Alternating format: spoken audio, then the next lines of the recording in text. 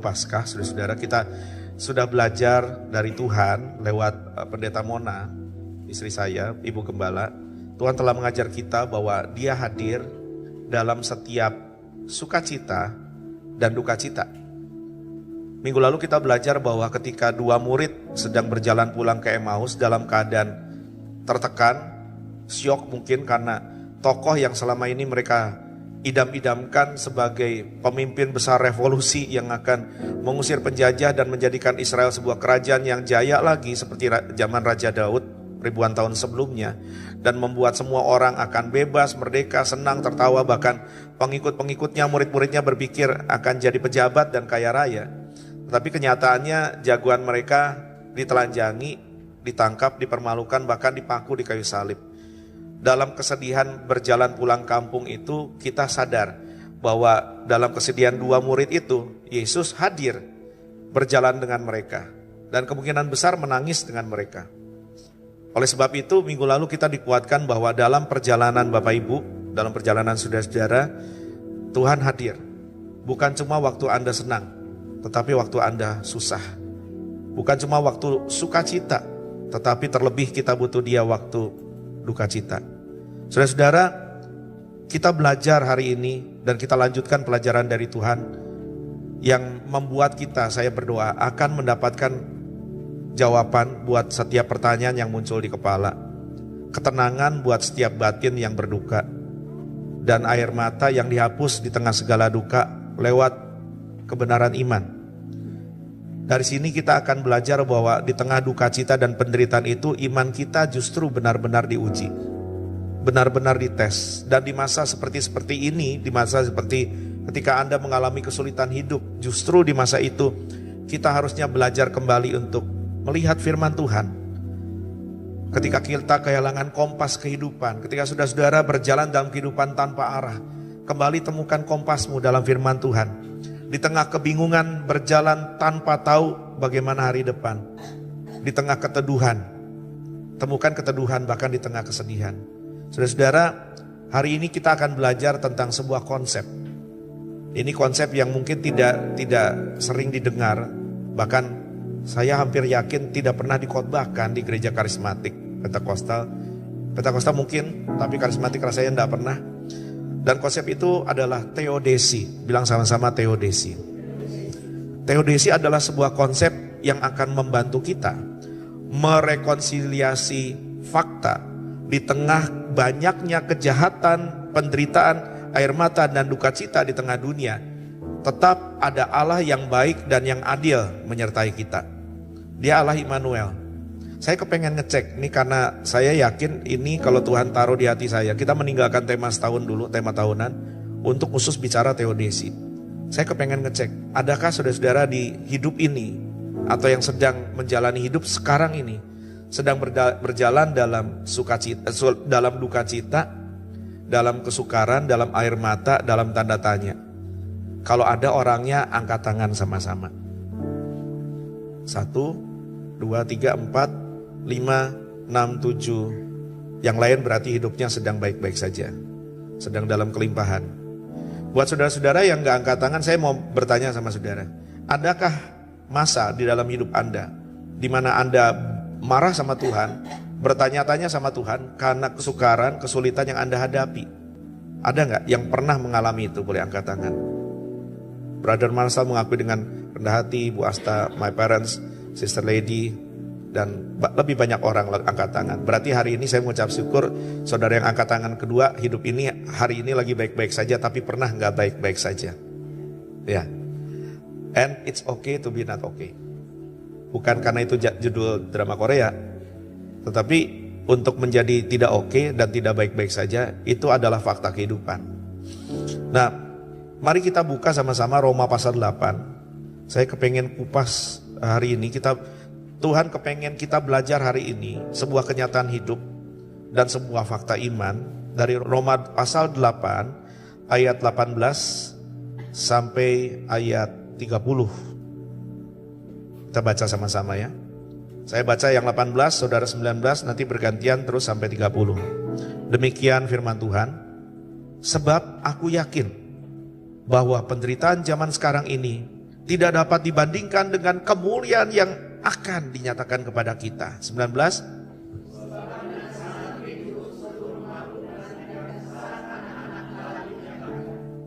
Karena seluruh makhluk telah ditaklukkan kepada kesia-siaan, bukan oleh kehendaknya sendiri, tetapi oleh kehendak Dia yang telah menaklukkannya.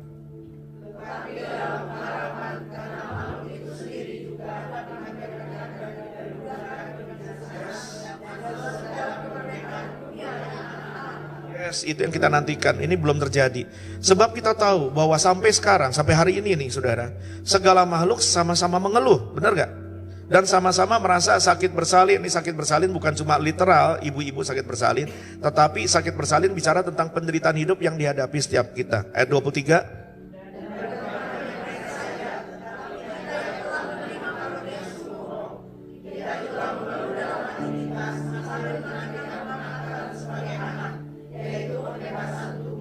Yang mengeluh ada satu, segala makhluk. Kedua, kita, sekalipun kita punya Roh Kudus. Dan ayat 24, sebab kita diselamatkan dalam pengharapan. Jadi keselamatan kita, pembebasan kita dari dosa, dari maut, dan dari penderitaan adalah sebuah janji. Bilang sama-sama janji. Dan janji ini memberikan kepada kita harapan. Tetapi, lanjut ayat itu, pengharapan yang dilihat bukan pengharapan lagi. Berarti pengharapan itu tidak selalu kelihatan. Hope is not always be able to be seen by us. Pengharapan tidak selalu bisa kita lihat. Sebab itu kita berharap, sekalipun nggak kelihatan. Sebab pengharapan yang dilihat bukan pengharapan. Sebab kata ayat itu, bagaimana orang masih mengharapkan apa yang dilihatnya. Ayat 25.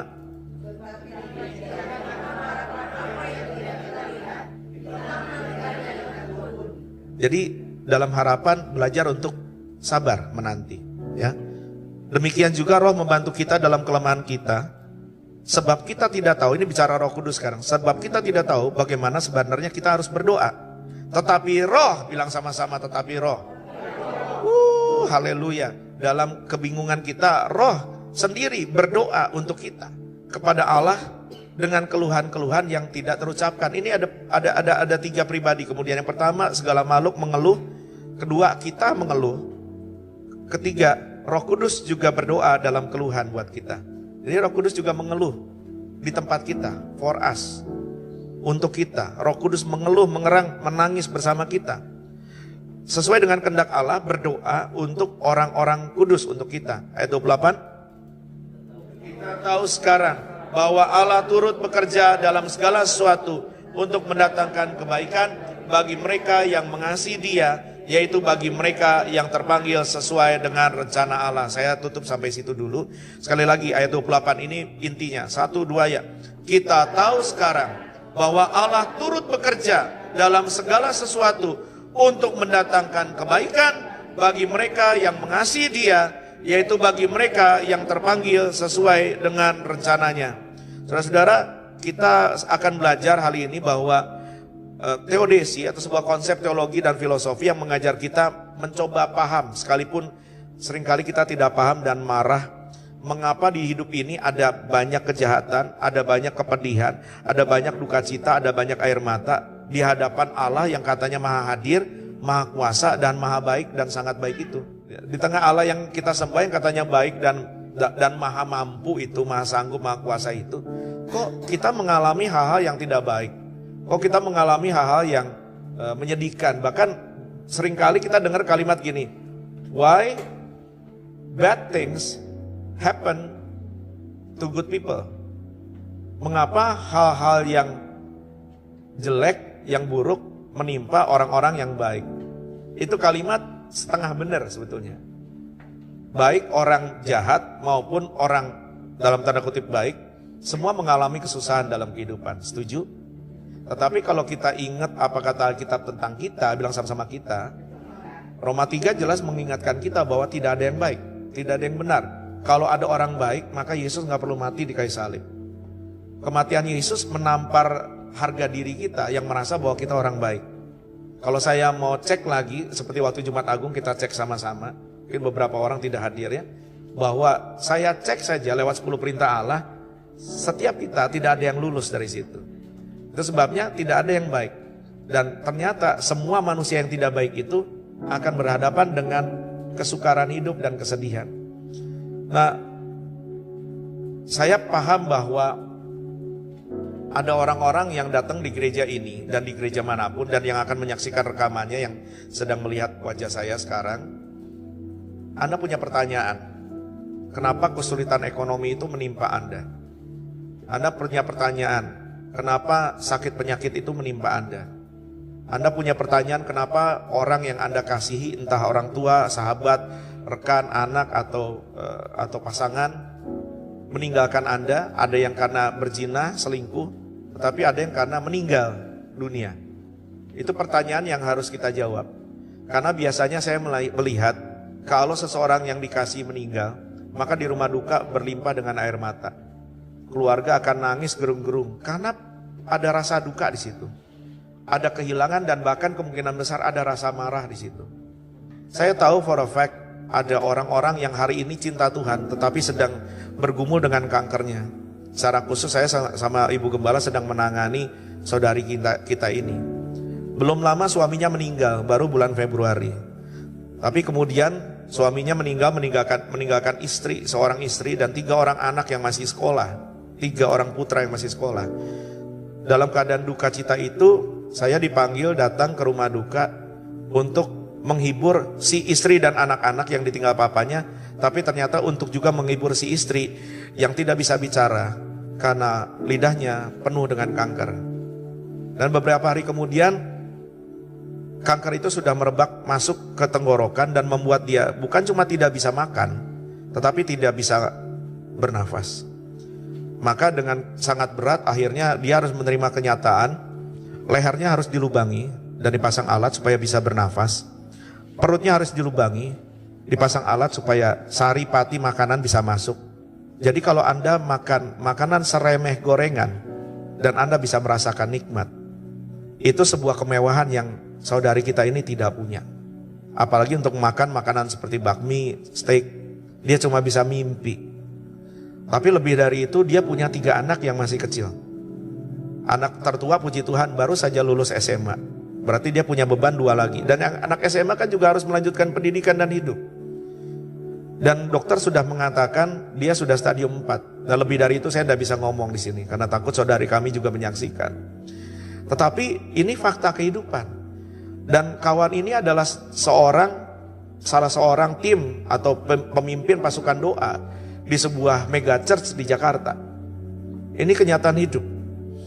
Saya juga mendengar ada jemaat yang sedang berduka dengan sangat karena ketika mereka pergi liburan, ditelepon suaminya bilang akan menyusul liburan ke luar negeri, tapi kemudian beberapa hari kemudian ditelepon suaminya tidak mengangkat telepon.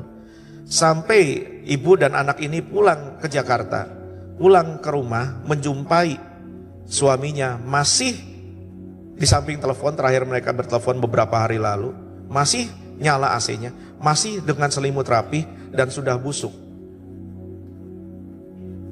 Bagaimana bisa ibu dan anak yang masih kecil menerima realita ini sebagai Tuhan baik?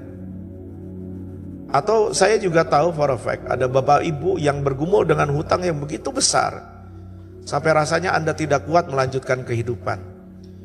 I know for a fact, saya tahu untuk fakta bahwa Brother Marshall ketika sejak beberapa tahun sebelumnya sehat, tiba-tiba sakit, dan sakit itu menurut ilmu kedokteran di seluruh planet bumi tidak ada obatnya.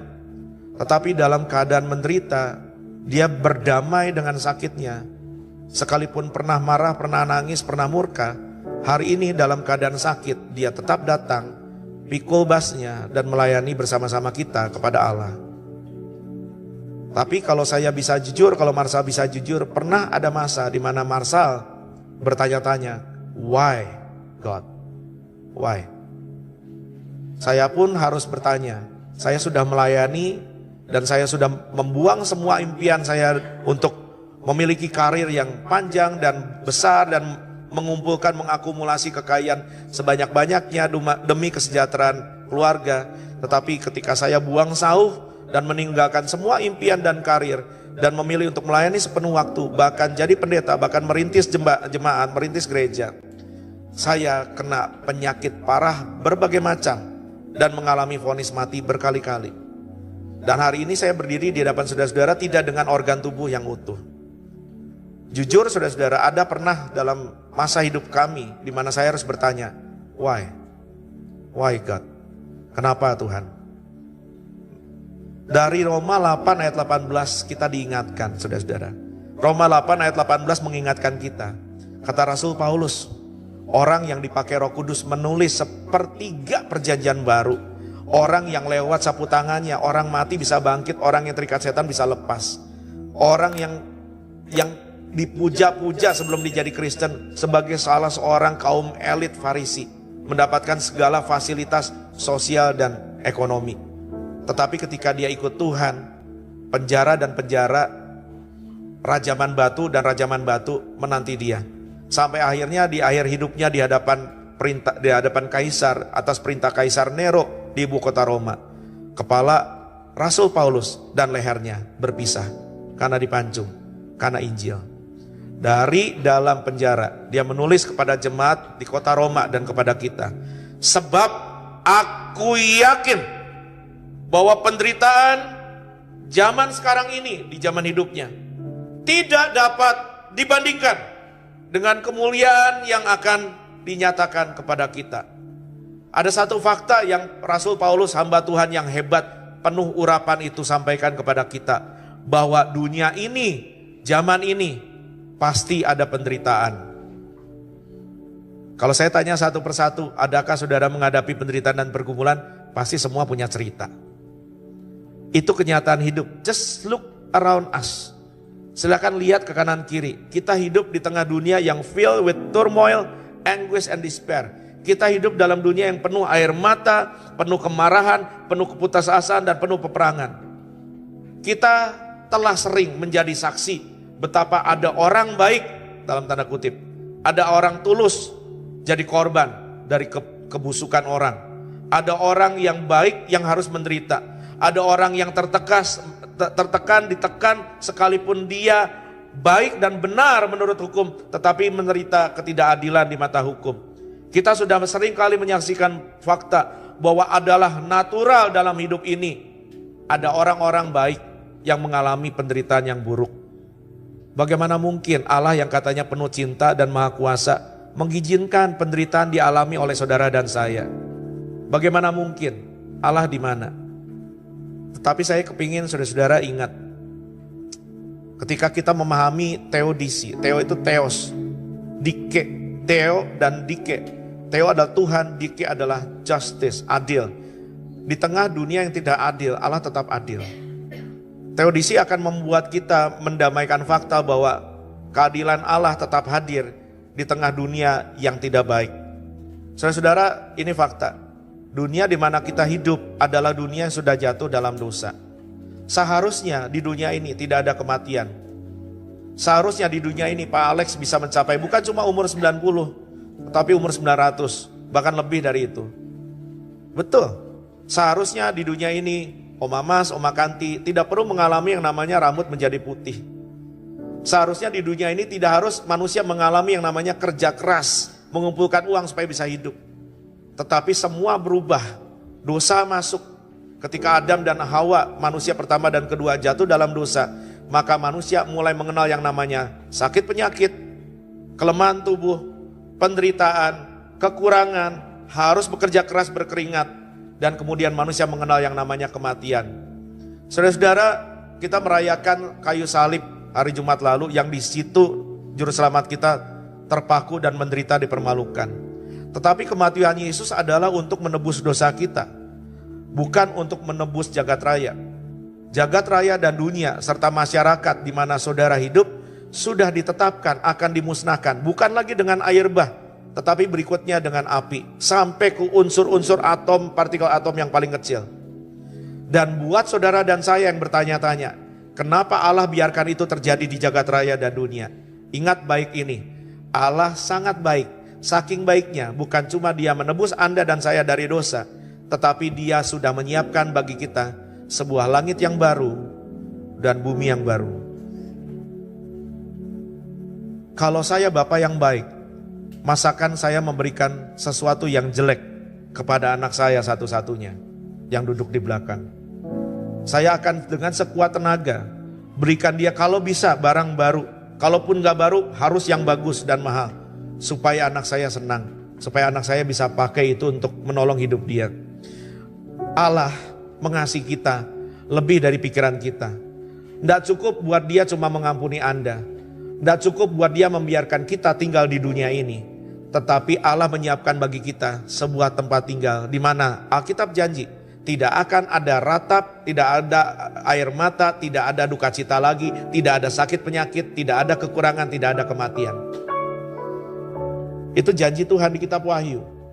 Oleh sebab itu dari pembacaan ayat kita, Anda diperlihatkan bahwa bukan cuma kita, tetapi seluruh jagat raya mengeluh. Seluruh makhluk mengeluh. Bahkan Roh Kudus mengeluh karena keluhan kita, berdoa kepada Allah supaya kita kuat. Keluhan menunjukkan bahwa dunia ini bukan tempat kita.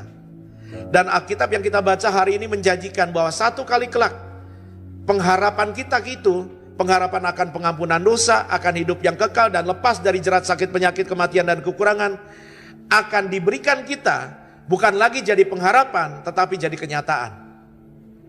Ingat tadi Rasul Paulus mengingatkan kita pengharapan yang dilihat bukan harapan.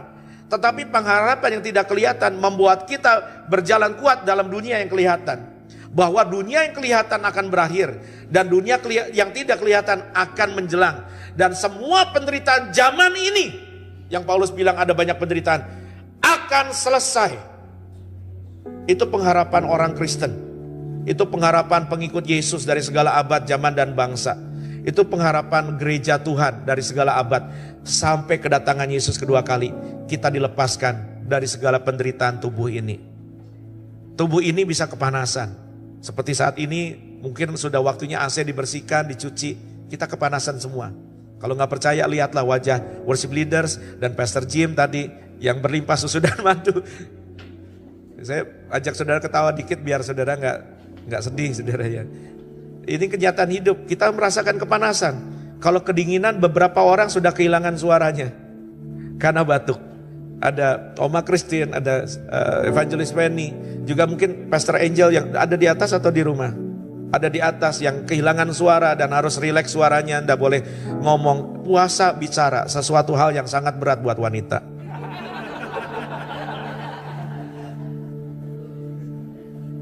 Itu ilmu psikologi saudara. Enggak, ini buat semua wanita, Tetapi ini kenyataan kita saudara. Kalau kita tidak mandi, maka parasit dan kuman akan bertahta di tubuh kita dan menggerogoti kita. Kalau kita nggak makan dan minum, maka kita akan sakit dan mati. Dan untuk makan dan minum kita harus bekerja sampai berkeringat supaya kita bisa punya nafkah untuk menghidupi kita dan keluarga kita. Capek? Selamat datang di dunia nyata. Orang hidup harus kerja. Orang hidup harus kerja dan berdoa minta Tuhan memberkati pekerjaannya. Kalau Anda berdoa minta Tuhan memberkati pekerjaan Anda, tetapi Anda tidak kerja, itu namanya gila dan pemalas. Jadi hidup ini ada pergumulan, ada perjuangan. Dan faktanya adalah satu kali kelak saudara-saudara, semua itu akan berakhir.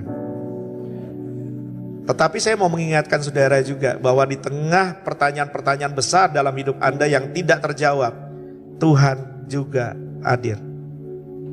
Teodisi tidak memberikan jawaban mudah untuk menjelaskan tentang kondisi sukar yang Anda hadapi dan kondisi peperangan dan kejahatan yang ada di dunia. Tetapi teodisi akan membuat kita mencari meaning, what's the meaning? Akan membuat kita mencari apa makna dari penderitaan yang Allah izinkan saya lewati. Saya harus jujur berkata kepada saudara-saudara bahwa saya tidak selalu paham dan mengerti kenapa ini dan itu menimpa saudara.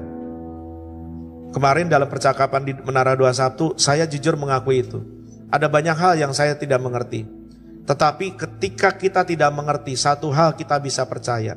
Roma 8 ayat 28 berkata, kita tahu sekarang bahwa Allah turut bekerja dalam segala sesuatu untuk mendatangkan kebaikan bagi mereka yang mengasihi Dia. Saudara-saudara, sekarang kita tahu, sekalipun kita tidak mengerti, Tapi Anda boleh tahu dan boleh percaya bahwa Allah bekerja dalam segala sesuatu. Bilang sama-sama, segala sesuatu. Segala sesuatu artinya Allah bekerja dalam apa? Dalam kebaikan, dalam keberkahan, dalam sukacita. Tetapi juga dalam kesulitan, dalam duka cita, dalam masalah, dalam pergumulan, dalam sakit penyakit, dalam kehilangan, dalam kekecewaan. Sakit rasanya ditinggal oleh orang yang Anda kasihi. Bukan cuma orang yang sudah menikah, tetapi anak-anak muda juga sering mengalami itu. Yang belum menikah, ketika ditinggal oleh pacar yang Anda pikir akan mendampingi Anda selama-lamanya untuk bersatu dalam sakramen pernikahan, lantas ditinggal. Maaf ya, pendeta juga tahu. Bukan cuma Allah tahu, saya juga tahu. Lebih dari tahu, saya juga tempe, saudara. Karena saya kan pernah muda. Saya nggak langsung dapat ibu negara, ibu gembala yang luar biasa ini. Ada banyak momen di mana sebelum saya berjumpa dengan Pendeta Mona, saya berjumpa dengan Wewe Gombel, Semianis Jembatan Ancol, dan berbagai hantu lainnya. Dan pernah pada satu momen saya juga terluka ketika ditinggalkan oleh orang yang saya cintai, yang saya pikir kalau Bapak Ibu saya datang saya mau kenalin tuh. Karena saya udah kenalan sama keluarganya, sering datang ke rumahnya, sering makan makanan di meja makannya. Kalau saya datang pasti mamanya ke dapur masakin makanan buat saya. Dan ternyata orang ini kemudian mengkhianati. Jadi jangan pikir cuma kamu doang, Om juga pernah. Rasanya atit banget, atit atai. Tapi itu kan orang muda. Orang muda punya masalah, dipikirnya tuh udah kayak the end of the world. Padahal belum tahu kerja, cari nafkah, bayar pajak, bayar cicilan. No, itu pergumulan hidup masih banyak sayang. Waktu anak muda putus cinta kan dipikir itu segala-galanya. Ya waktu itu saya pikir ini sudah akhir dari hidup saya gitu kan. Sementara melayani orang-orang di tempat kumuh, di tempat sampah gitu ya, melayani sekolah minggu sama-sama. Terus ketika mobil gereja hendak membawa kami kembali ke gereja kami, dia tidak mau. Loh, kok nggak pulang sama saya? Loh, nggak mau pergi. Loh, mau pergi kemana? Dia pergi ke sebuah tempat perbelanjaan yang berada di seberang tempat kumuh itu. Dia pergi, loh, dia berlari. Ya aku lari mengejarnya, kan aku pacarnya. Dia masuk ke mall, aku masuk ke mallnya. Loh, dia naik ke tempat pembelajaran, saya naik ke tempat pembelajaran. Dia masuk ke bagian susu. Saya bilang nyari apa nih susu bayi? Saya masuk ke situ. Ternyata di bagian susu lah sudah ada koko ganteng menanti pacar saya. Dan dia berlari masuk ke pelukannya. Mereka berlari turun ke basement. Istri saya nggak pernah dengar nih. Mereka berlari berdua turun ke basement. Saya cerita ini supaya Anda bisa relate bahwa semua orang, termasuk pendeta, mengalami penderitaan. Mulai dari yang besar sampai yang receh. Jadi belajar untuk tertawakan penderitaanmu seperti yang dilakukan oleh hambanya Feni. Hambanya dan dua kanan kiri temannya tertawa semua. Mereka lari ke basement. Saya lari ke basement. Mereka masuk ke mobil. Saya mau masuk kemana? Saya gak punya mobil. Saya hanyalah mahasiswa yang tinggal sendiri di Jakarta dengan orang tua yang harus bekerja di luar pulau. Dan saya harus hidup dengan transferan yang seringkali datang telat. Enggak sih, gak pernah telat. Bapak ibu saya selalu on time. Tapi kan saya juga dengan apa yang ada yang Bapak saya kirimkan harus mencukup-cukupkan hidup. Benar gak saudara? Dan ketika itu saya benar-benar tiap hari jadi Tarzan yang harus bergelayutan di bis. Anak orang kaya naik bis, gak pernah saya. Naik ojek gak pernah, kena debu gak pernah. Dari kecil sekolah diantar supir, Bapak saya mah baik. Saya disediakan supir, disediakan mobil. Kok gak kena hujan saudara? Tiba-tiba ketika ditinggal di Jakarta, baru yang tahu yang namanya mikrolet, makrolet. Iya, mikrolet itu yang kecil. Kalau makrolet kan bis gede gitu kan. Nah, saya ulang lagi nih terpaksa nih tentang pacaran nih. Mana hadirin baru bertambah. Jadi ketika terus ngejar ke basement, mereka naik mobil, mereka keluar dari tempat perbelanjaan itu, saya udak mereka. Saya kejar mereka. Mereka sampai di pintu gerbang karcis, saya udah ke pintu karcis, tapi nggak ada karcisnya karena saya nggak punya mobilnya. Lalu mereka pergi menjauh dari tempat perbelanjaan dan saya hanya bisa melihat di trotoar dan menangis jadi-jadinya. Lalu berjalanlah saya dari tempat perbelanjaan itu sampai ke rumah saya di, Paul, Lewat lagi Paul, pasar ular, karena rumah kami di Plempang. You know Plempang? Rumah kami di Plempang itu di New Walang, you know New Walang, ya, Walang baru ya. Anda bayangin, saya jalan kaki ke sana sambil menitikan air mata. Kayaknya dunia sudah berakhir dan besok saya mati. Padahal masalah masih banyak. Ada momen di mana saya bertanya, Tuhan kenapa saya kanker? Kan saya lagi melayani Tuhan. Ada momen di mana Tuhan kenapa anak dan istri saya kelaparan. Dan paling menderita adalah bukan waktu saya lapar, tapi waktu anak dan istri saya lapar. Itu paling menderita. Waktu anak saya dan istri tidak bisa saya penuhi kebutuhan mereka. Di situ saya menangis paling keras karena saya berpikir saya orang jahat. Kenapa saya bawa anak istri saya ke dalam penderitaan atas panggilan Tuhan yang tidak harus mereka pikul. Dan pertanyaan yang sama juga pernah saya ajukan ke Marsal. Marsal sementara marah sama Tuhan angkat tangan. Saya bilang memang kalau Tuhan gak sembuhkan, ngana kita mau kehilangan keselamatan kita dan binasa selamanya.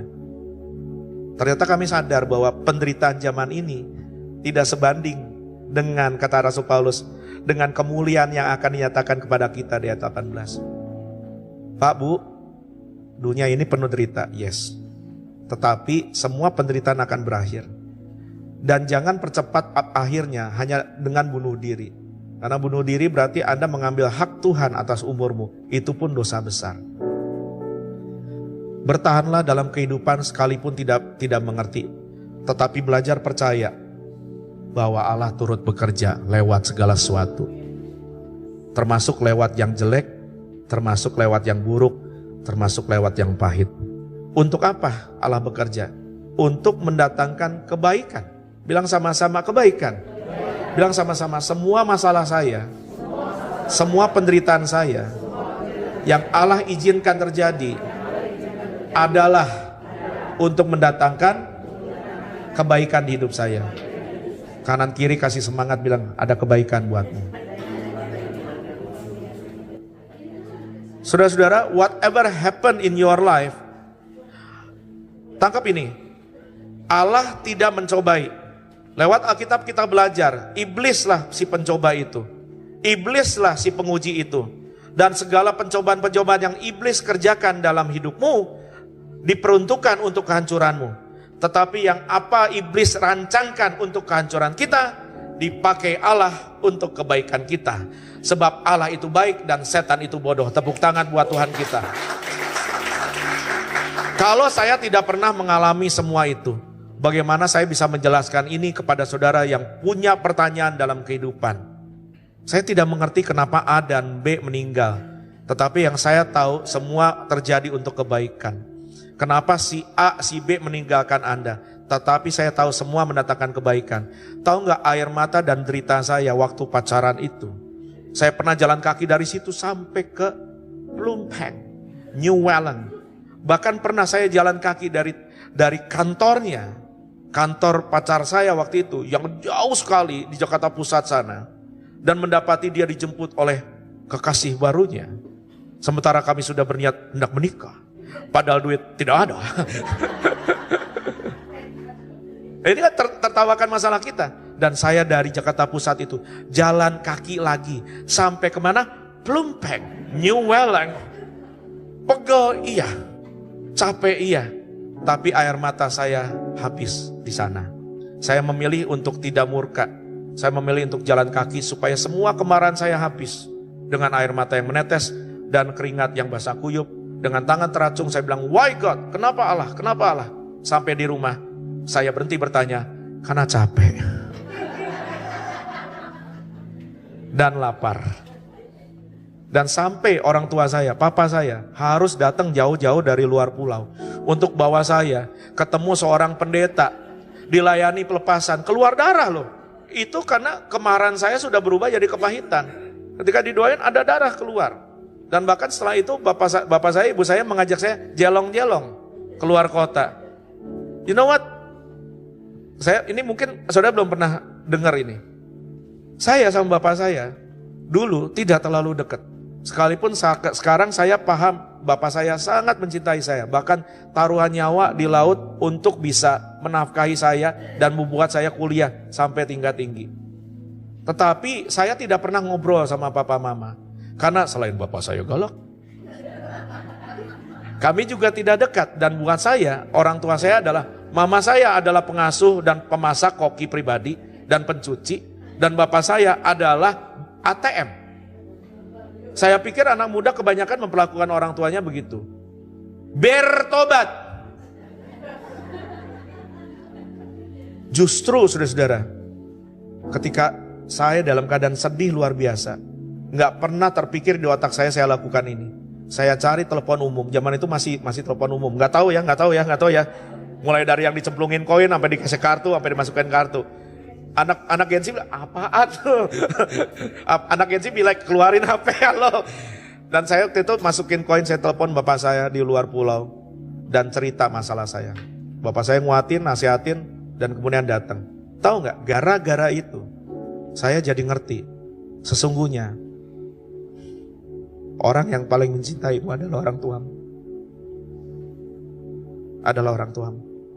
Mereka selalu hadir di momen-momen, bukan cuma momen gembira, tetapi momen dukamu. Bapak saya taruhan nyawa sampai saya bisa S1, S2-nya sampai 2, kalau yang lain bayar sendiri S2-nya.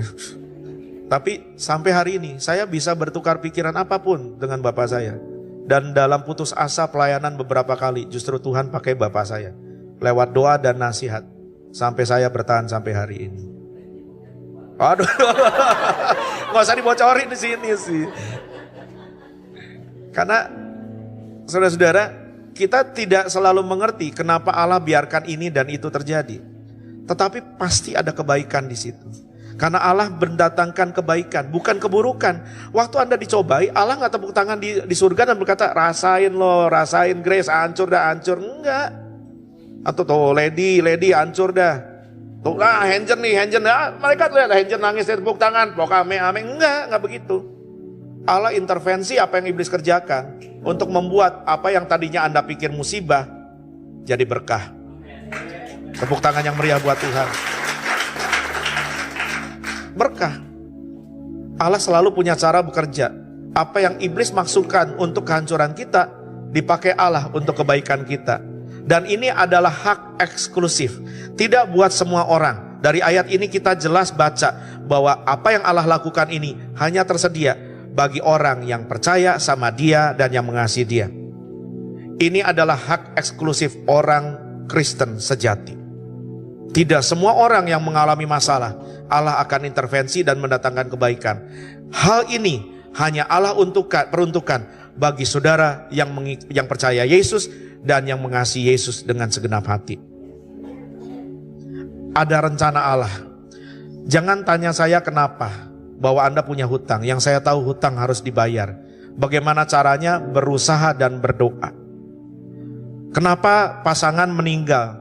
Kepada ibu yang sayang sekali hari ini tidak ada, saya juga akan berkata bahwa saya tidak tahu kenapa. Tetapi yang saya tahu Allah akan mendatangkan kebaikan. Sekalipun ada duka cita dan air mata, kita tidak mengerti, orangnya boleh marah. Tetapi Alkitab berkata kebaikan. Kebaikan, bilang sama-sama kebaikan. Saya punya cerita, ini kisah nyata. Ketika menghadiri sebuah pemakaman, pendetanya cerita. Dulu waktu anak ini masih kecil, dia meninggal karena sakit. Orang tuanya marah sama Tuhan. Mereka sebelum marah mereka berdoa, minta Tuhan sembuhkan, mati. Mereka berdoa, minta Tuhan bangkitkan. Minta Tuhan bangkitkan sampai pada poin di mana orang tuanya tidak lagi mau mandi, tidak mau makan, tidak mau minum. Ini sudah mendatangkan bukan kebaikan, tetapi bahaya buat nyawa orang tuanya. Kalau ini diteruskan, yang mati bukan cuma anaknya, tetapi yang mati orang tuanya. Hancur segala-galanya. Orang tuanya udah stres, depresi, dan teriak-teriak, bergerung-gerung, dan tidak membiarkan anaknya dikubur. Sekalipun sudah mati. Karena duka yang begitu rupa, dan karena maksa yang begitu maksa, saya pikir Allah seringkali terpaksa menjawab keinginan kita, karena kita maksa. Dari cerita saya air mata tadi, saya belajar berdoa itu harus percaya bahwa jawaban doa Allah jauh lebih baik dari jawaban doa kita.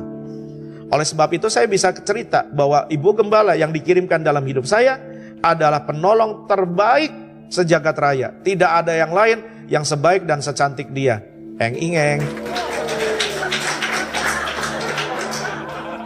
Loh, jujur kalau nggak ada ibu negara, bagaimana saya bisa punya anak yang namanya Samuel? Model ganteng begini mau nyari di mana? Dia aja orang nggak percaya, anaknya ganteng ini, itu bapaknya. Begitu. Tapi begitu lihat emaknya orang percaya, mendatangkan kebaikan bagi mereka. Tapi saya mau balik ke cerita tadi itu. Saya mencoba menahan beberapa air mata dan ingus yang sudah mulai menetes tadi. Jadi orang tuanya sampai sebegitu rupa murka sama Allah. Dan akhirnya Allah izinkan anaknya hidup lagi. Anaknya hidup lagi. Dan waktu berjalan, anak ini bertumbuh besar, memasuki masa remaja, memasuki masa pemudi, dan mulai salah bergaul. Dia sering pergi, pulang malam, kadang tidak pulang, pergi ke hutan, pergi ke gunung, pergi kemana bersama banyak teman-temannya, dan ada banyak laki-laki di situ. Dan satu kali dia hamil. Dalam stresnya, dia ditinggal oleh pacarnya, masa depannya bisa tiba-tiba sirna karena harus berhenti pendidikan. Dia tidak kuat menanggung malu dan menanggung stres, menanggung sedih ditinggal pacar yang tidak bertanggung jawab. Lantas dia bunuh dirinya. Dan pendeta itu berkata gini, seandainya dulu kita percaya bahwa adalah jauh lebih baik Allah memanggil dia dalam keadaan baik-baik, maka kita tidak akan melihat dia meninggal dalam keadaan seperti ini. Saudara-saudara, saya tidak selalu mengerti apa yang Allah izinkan terjadi dalam hidupmu. Dan beberapa orang seringkali datang ke saya cari nasihat dan cari doa. Jujur saya lebih bisa berdoa daripada saya menasihati saudara. Karena tidak selalu saya paham mengapa Allah biarkan terjadi. Saya bisa salahkan pada kesalahan manajemen Anda dalam hidup. Dalam kesalahan keputusan Anda, dalam keputusan yang Anda ambil. Atau mungkin ada dosa yang Anda lakukan. Tapi di luar itu, kalau itu tetap terjadi, saya juga tidak mengerti. Tetapi saya percaya dan meminta saudara untuk percaya bahwa Allah bekerja dalam segala sesuatu untuk mendatangkan kebaikan buat mereka yang terpanggil sesuai rencananya. Yusuf dicintai oleh orang tuanya. Kita belajar dari kitab Kejadian. Orang tuanya memberikan dia semua harta, semua pakaian mewah. Tetapi Yusuf lagi sayang-sayangnya sama koko dan cicinya, sama abang dan kakak-kakak perempuannya. Dia cerita, nih papi beliin aku baju ini, papi sayang sama aku, papi sayang sama aku. Oh koko, cici, abang, nih lihat nih bajuku bagus. Di tengah-tengah dia sedang bergembira ngomong sama orang-orang yang dia cintai. Orang-orang yang dia cintai mulai ikat dia, mulai sandra dia. Boleh seseorang berikan minum ke Ibu Jenny. Itu memang lagi gatal ya. Oma Christine juga, Lady juga. Kalau ada permen atau air putih, seseorang bisa bantu. Ya, termasuk jus lemon buat saya. Saya lanjutkan ya saudara ya. Tetap fokus ya saudara. Allah bekerja memberkati Yusuf. Yusuf cerita sama orang yang dia kasihi. Tetapi orang-orang yang dia kasih, yaitu kakak-kakak kandungnya sendiri, mengikat dia dan membuang dia ke penjual budak. Alkitab mencatatnya orang Arab. Orang Arab membawa Yusuf ke Mesir. Di Mesir dia dijual lagi sebagai budak.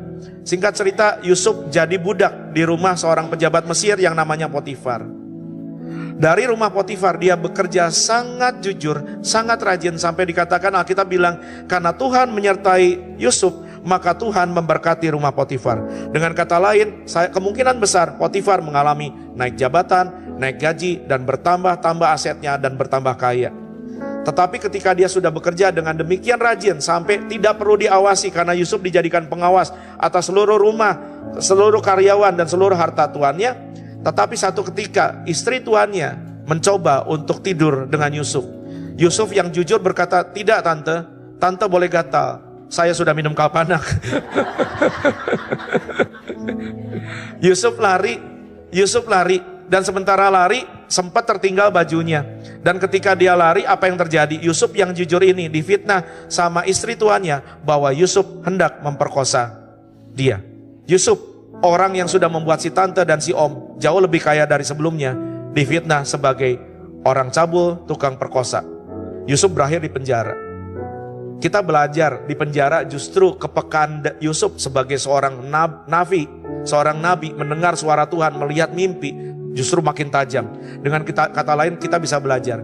Di tengah penderitaan Yusuf, dia tidak meninggalkan saat teduhnya, doa pribadinya dan keintimannya dengan Allahnya. Dia berdoa dan di penjara dia tolong beberapa orang. Ada 2 orang tersangka yang sudah terpidana dan sudah dipenjara, bekas pejabat istana yang ditolong Yusuf. Dan Yusuf cuma bilang begini, lewat nubuatan yang Yusuf sampaikan karena mimpi yang mereka ceritakan, Yusuf bilang, kalau sudah keluar jangan lupa saya. Apa yang terjadi saudara kalau kita sudah pernah tolong orang, waktu kita susah, orangnya lupa kita. Yusuf dilupakan, tidak diingat. Tetapi Tuhan tidak tinggal diam. Pada waktunya ketika penderitaan sudah menyelesaikan semua pelajaran yang harus diajarkan kepada Yusuf dan membuat dia punya iman dan karakter tangguh, karakter unggul, maka Yusuf diangkat Tuhan. Enggak 1, enggak 2, tapi ribuan level ke atas saking tingginya sampai langsung bertahta di samping tahta Firaun Mesir. Mesir waktu itu adalah negara superpower, paling besar, paling kaya di planet bumi kala itu. Sehingga lewat tangan Yusuf ketika bangsa-bangsa kelaparan, Mesir kelimpahan, semua bangsa-bangsa, semua utusan raja-raja datang dan terima makanan dari tangan Yusuf. Termasuk kakak-kakaknya yang dulu jahatin Yusuf dan bilang sama papanya, Yusuf sudah dimakan singa, ini bajunya berdarah-darah. Kakak-kakaknya bukan cuma jual Yusuf, siksa Yusuf, kakak-kakaknya bohongi orang tuanya. Dan ketika orang tuanya masih hidup, utus kakak-kakaknya pergi ke Mesir untuk bisa beli makanan. Yusuf, si Perdana Menteri Mesir itu, perkenalkan dirinya, aku adikmu yang kamu buang dulu. Semua kakaknya ketakutan, semua tentara bersiap, wah mati kita nih, kita bakal dibunuh. Tetapi dari Kejadian 50 ayat 20, kita dengar kata-kata Yusuf yang saya kutip begini, memang kamu semua telah merancangkan yang jahat terhadap aku. Lewat segala pembuangan, pengikatan, penjualan, sampai penjara, sampai siksaan, Allah, apa yang kamu rancangkan, Allah telah mereka-rekakannya untuk kebaikan dengan maksud. Allah kita is a God of purpose, dengan maksud. Setiap penderitaan yang Allah izinkan setan kerjakan, ada tujuan Allah. Dengan maksud melakukan seperti yang terjadi sekarang ini, kata Yusuf, yaitu memelihara hidup suatu bangsa yang besar. Dan kalau kita bisa jujur, yang dipelihara Tuhan lewat Yusuf bukan cuma bangsa Mesir, bukan cuma negara-negara tetangga, tetapi kakak-kakaknya yang buang dia. Kakak-kakaknya pulang dengan membawa banyak makanan dan membawa papanya kembali untuk tinggal bersama di istana Yusuf. Allah punya tujuan buat setiap penderitaan yang kita alami. Sakit penyakit saya membuat saya rendah hati dan tidak tinggi hati. Ketika saya berdoa buat orang sakit ada yang sembuh, saya belajar Tuhan dimuliakan. Karena saya juga sudah berdoa banyak orang sakit tidak sembuh dan malah mati. Segala yang Allah izinkan pasti ada tujuan baik. Pasti ada tujuan baik. Saya tidak bisa jawab kenapa Bapak Ibu hari ini mengalami ini dan itu. Sekali lagi saya cuma mau bilang, sebab kita tahu penderitaan zaman sekarang gak sebanding dengan kemuliaan kekal kelak. Saudara-saudara, Yesus mati. Dan sampai hari ini bahkan ada banyak orang beragama lain yang bilang Yesus kita gak mati. Yesus kita gak mati. Yesus kita tidak disalib karena yang ditangkap dan disalib adalah orang yang diserupakan dengan Yesus. Dan Allah dengan begitu liciknya menukar mereka dan menyelamatkan Yesus ke surga dan membuat orang yang lagi lewat gak bersalah tiba-tiba mati, ditelanjangi, disiksa, dicambuk. Allah model apa ini yang melakukan kelicikan? Tetapi kita sadar bahwa Yesus lahir bukan untuk dielu-elukan, hosana hosana. Yesus lahir bukan untuk dipuja-puja. Yesus lahir untuk menderita sengsara dan mati buat kita. The only reason He came to this world, satu-satunya alasan Yesus datang ke dunia adalah to die for you, adalah untuk mati buatmu. Kalau kita perhatikan apa yang dikatakan oleh Petrus, jangan sampai kau mati, jangan sampai kau disalibkan. Petrus akan berpikir seperti kebanyakan kita, masakan Allah Bapa membiarkan anak Allah menderita? Masakan Allah Bapa membiarkan anak Allah mati? Petrus berpikir apa yang logis, tetapi apa yang Yesus lakukan jauh melampaui logis, jauh melampaui logika. Yang Yesus lakukan adalah cinta. Nyalah engkau iblis, engkau tidak berpikir apa yang Allah pikirkan. Engkau berpikir apa yang kamu pikirkan. Karena jujur di otak Petrus dan teman-temannya, kalau Yesus jadi raja dunia, mereka jadi menterinya, dapat cuan.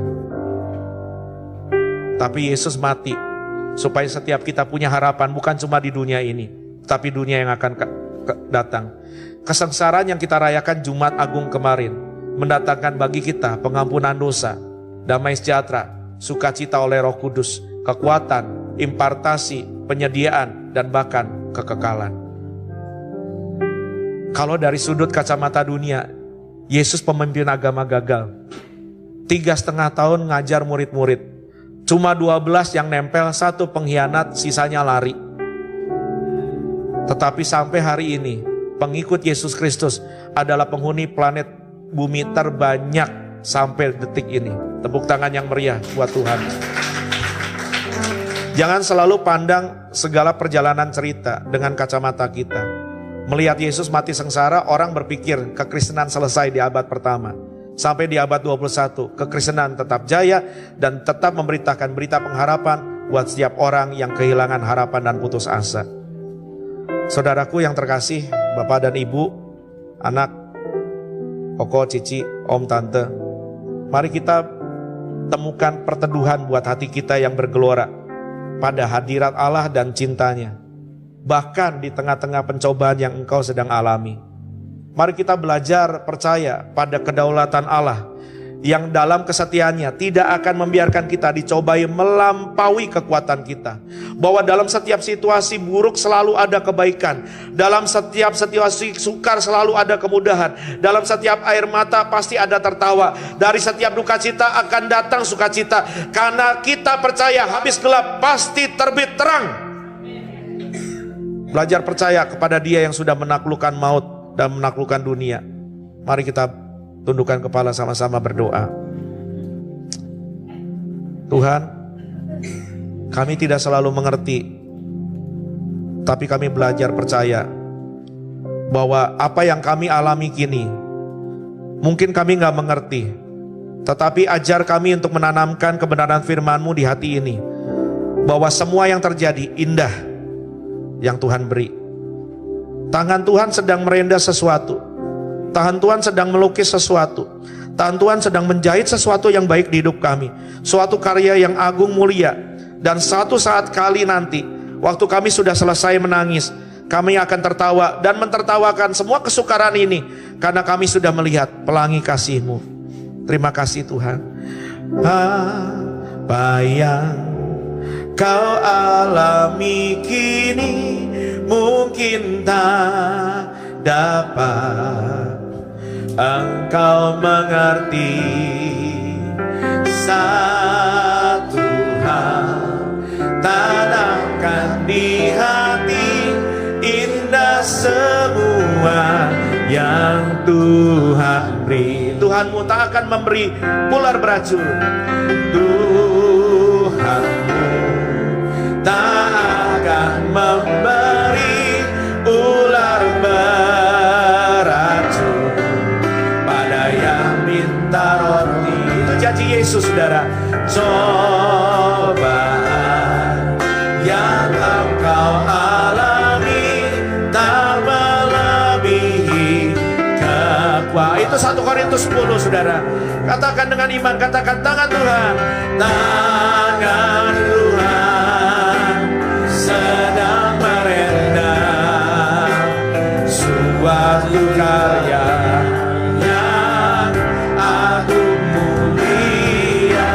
Saatnya kan tiba nanti, kau lihat pelangi kasih-Nya. Kita nyanyikan dari awal, katakan sama-sama. Ku alami kini mungkin tak dapat aku mengerti. Aku mengerti satu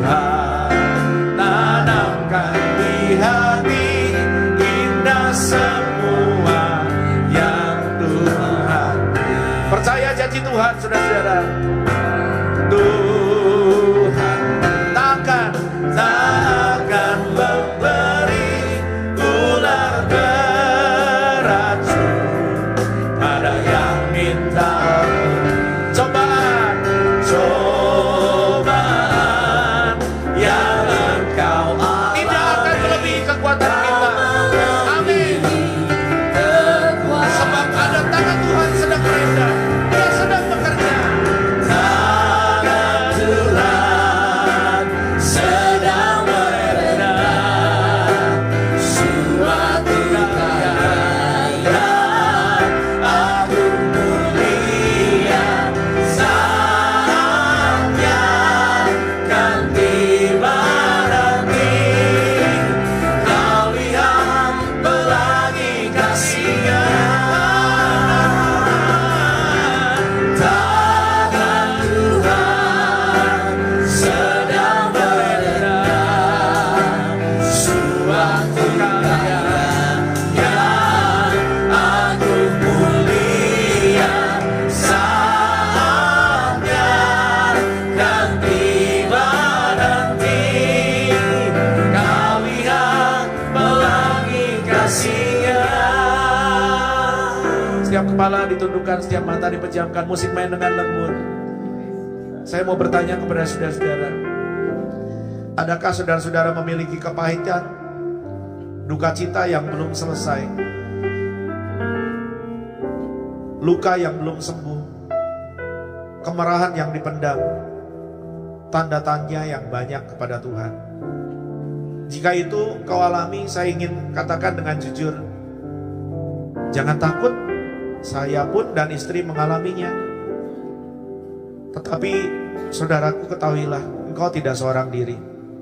Bukan cuma ada kami, tetapi lebih dari itu ada Tuhan yang sedang menjahit sebuah renda yang indah, yang kita belum bisa lihat saat ini jadinya seperti apa. Kita bukan Tuhan yang bisa memahami dari hulu sampai hilir. Kita nggak tahu apa yang akan terjadi ke depan, tetapi kita bisa percaya bahwa Allah sedang bekerja lewat segala sesuatu untuk mendatangkan bukan kehancuran, bukan masalah, bukan kebinasaan, tetapi kebaikan buatmu. Jika ada di antara saudara-saudari di sini dan di rumah yang sedang mengalami hal tersebut, bolehkah saudara-saudara taruh tangan kanan di dada, tepat di hatimu yang penuh tanda tanya dan yang sedang terluka dan yang sedang berduka. Kami mau berdoa buat saudara. Tuhan, saya berdoa buat saudara dan saudariku laki-laki dan perempuan. Mereka yang hari ini rasanya air mata mereka sudah habis. Mereka yang hari ini rasanya tangisan dan doa mereka mentok sampai plafon. Saya cuma berdoa Tuhan supaya mereka kuat melewati semua ini dan membuang jauh-jauh setiap orang yang melukai mereka dari hati. Setiap peristiwa yang melukai mereka dari hati dibuang jauh, karena mereka tidak boleh menyimpan duri ini rapat-rapat. Setiap kali mereka memilih untuk menggenggam duri ini, mereka akan terluka. Dan aku berdoa Roh Kudus mampukan mereka untuk buka hati mereka, buka tangan mereka, dan membiarkan luka ini terlepas, dan membiarkan luka ini jatuh, sehingga mereka berhenti berdarah, mereka berhenti terluka, dan mulai bisa sembuh. Seraya percaya bahwa dalam perjalanan penuh tanda tanya ini, di ujung terowongan gelap ini pasti ada terang. Di ujung terowongan gelap ini pasti ada terang. Tangan Tuhan sedang beredar. Bapak, dalam nama Yesus berdoa buat saudaraku laki-laki.